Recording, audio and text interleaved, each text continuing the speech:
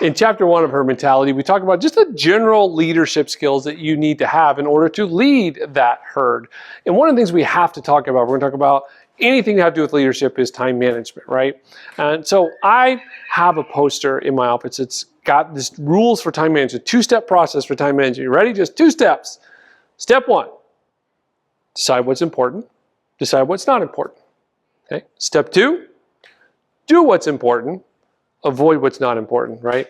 Now, Buddy is probably one of the best horses at this. Buddy is one of our senior horses, so he's been around kind of a while. And we call him Uncle Buddy because he's kind of the one that's like, I'm not in a hurry to do anything. And if it's not really important, I don't want to have anything to do with it. And so I'm trying to learn from Buddy to do that because I probably, like you, have a real problem of getting sucked into the non-important kind of stuff, right? Let's see if this sounds like anybody out there, if this rings a bell for you. Your alarm goes off in the morning.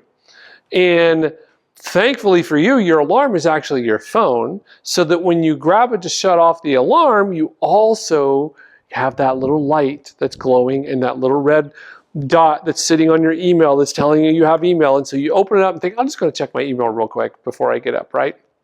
Or you're in the middle of doing something, you're on your way home. How many people are checking your email inside the car while you're driving, right? We all know that that's what we do. Email is the biggest time suck that we have out there, right? Because what happens is there's a lot of not important stuff that comes inside that email, but we thought, oh, I'll just go ahead and knock this out and clear it off my thing because I want to take that red dot and all those numbers and bring them down. But it costs you, right? You're not getting done the projects that you need to get done. You're not getting done the people development you need to get done because you're allowing those things to take your time away. If it's not important, I need to avoid messing with it.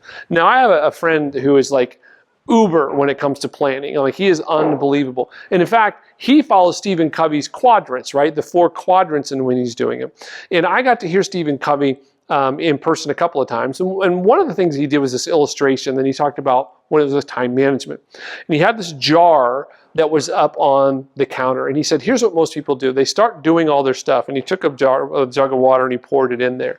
And he said, and then they have some other responsibilities that they do. And he poured some sand inside there. And then he had this box of rocks. And he took one of the rocks and he tried to drop it in. And when he went to drop that rock in, you know, obviously it splashed everything out. It didn't work.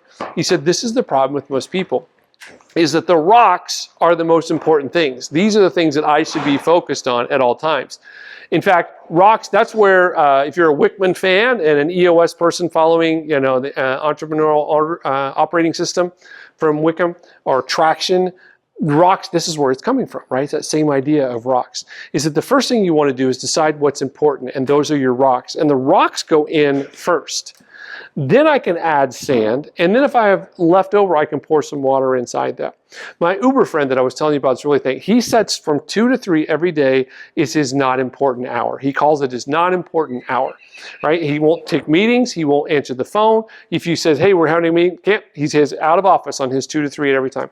What he does is he goes and works on the not important stuff from 2 to 3 every day. And it's a way he found to balance, because he says, well, if I got 8 hours in my day, 7 of them are spent on the important stuff.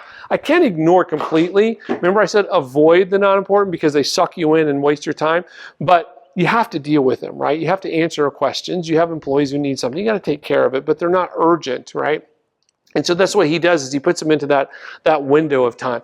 I'm not that organized. I'm not have that ability to do what he does, but I do try to plan my days the same way. And that is decide what's important, decide what's not important. Do what's important, that's step 2, and avoid what's not important.